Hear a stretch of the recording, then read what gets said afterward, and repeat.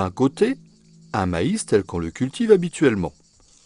De l'autre, un maïs transgénique. A priori, rien ne les distingue.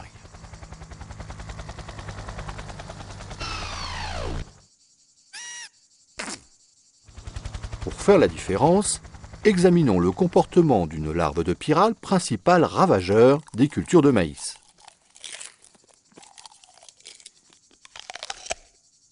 Du premier plan, il ne restera pas grand-chose. Le deuxième se défend. Il produit une protéine insecticide mortelle pour la larve de la pyrale. Mais voyons l'une des techniques possibles pour fabriquer une telle plante. On connaissait depuis longtemps une bactérie du sol qui produisait cet insecticide. On lui prélève le gène qui commande la fabrication de cette protéine et on lui associe deux autres gènes. Un gène de résistance à un agent de sélection et un gène de résistance à un herbicide.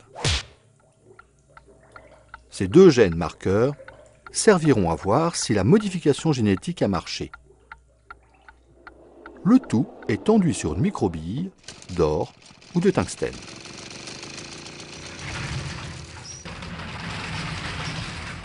À l'aide d'un canon à particules, on bombarde le noyau des cellules embryonnaires de maïs avec ces billes. Les nouveaux gènes s'intègrent avec une efficacité plus ou moins grande dans le génome de certaines cellules de maïs. On répète l'opération un grand nombre de fois pour augmenter la probabilité de réussite. Ensuite, avec l'agent de sélection, on élimine une partie des cellules qui n'ont pas été transformées.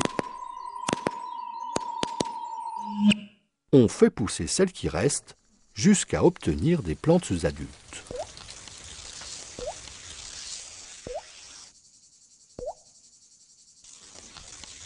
À ce stade, on sélectionne à nouveau les bons plants qui doivent maintenant avoir la propriété voulue. Désormais, la plante produit son propre insecticide. Le nouveau gène fait partie intégrante du génome du nouveau maïs. Enfin, cette caractéristique est introduite par croisement dans d'autres variétés existantes de maïs.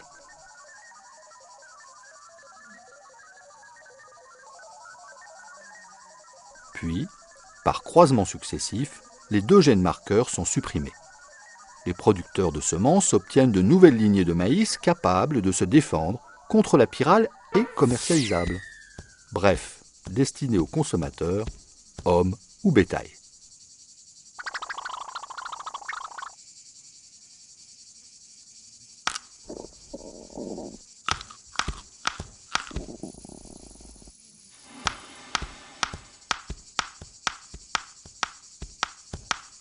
En théorie, tout va bien. Mais voyons ça de plus près. Dans l'estomac, la protéine insecticide est très rapidement dégradée. Elle n'est pas nocive pour l'organisme humain. La bactérie du sol dont elle provient est d'ailleurs utilisée couramment en agriculture biologique.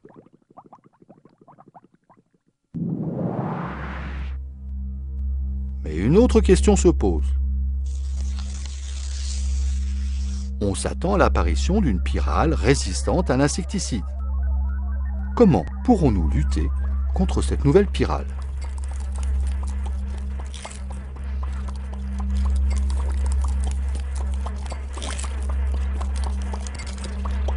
En fait, à chaque nouvelle plante transgénique, ce sont de nouvelles questions qui apparaissent. Des questions de santé, d'environnement et d'économie. Saurons-nous à chaque fois prendre le recul nécessaire pour y répondre ?